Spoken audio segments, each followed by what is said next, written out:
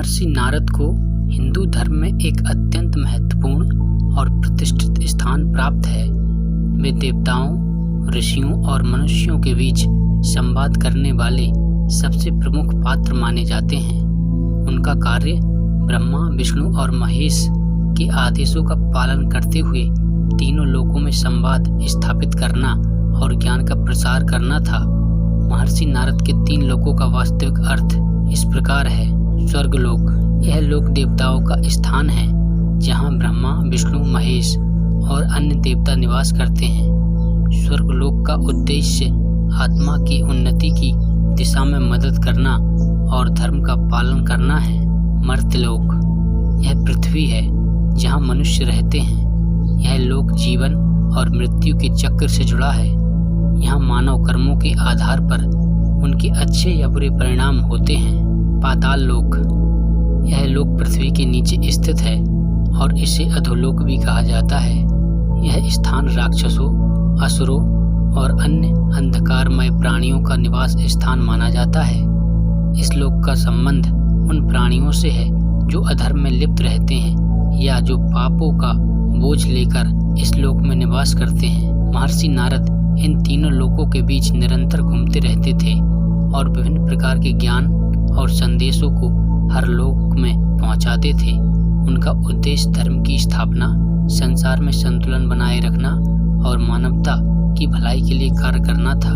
महर्षि नारद जी का 3 लोकों से अभिप्राय है कि वे किसी भी स्थान पर बंधे हुए नहीं थे। वे सर्वत्र व्यापी थे और उनका ज्ञान भी सार्वभौमिक था। महर्षि नारद के 3 लोकों का विचार केवल भौतिक स्थानों तक ही सीमित नहीं था, बल्कि यह गहरे आध्यात्मिक और दार्शनिक अर्थ को भी दर्शाता है।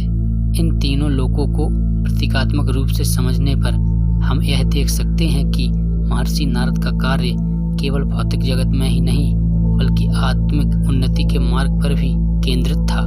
स्वर्गलोक, दिव्य चित्त और ज्ञान।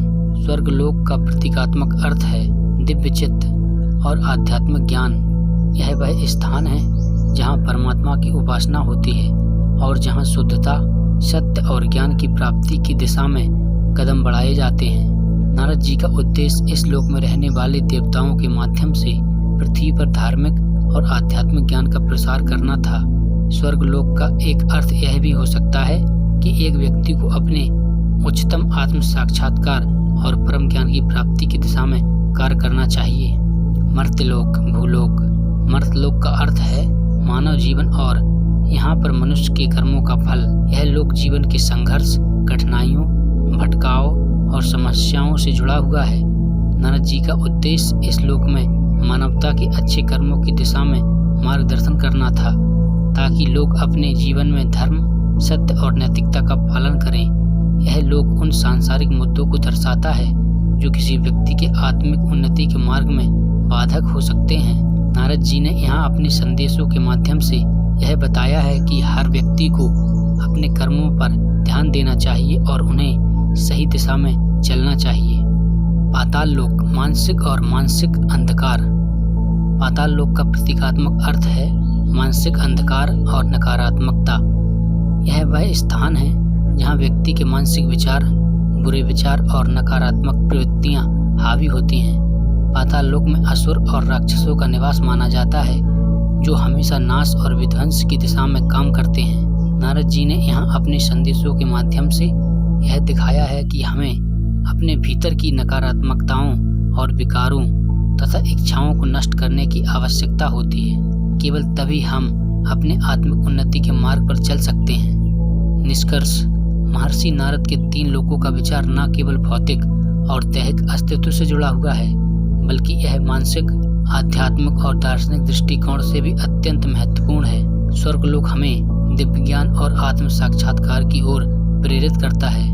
मर्त्यलोक हमारे कर्मों और जीवन के उद्देश्यों की ओर मार्गदर्शन करता है और पाताल लोक हमें मानसिक विकारों, नकारात्मकताओं से मुक्ति की ओर प्रेरित करता है।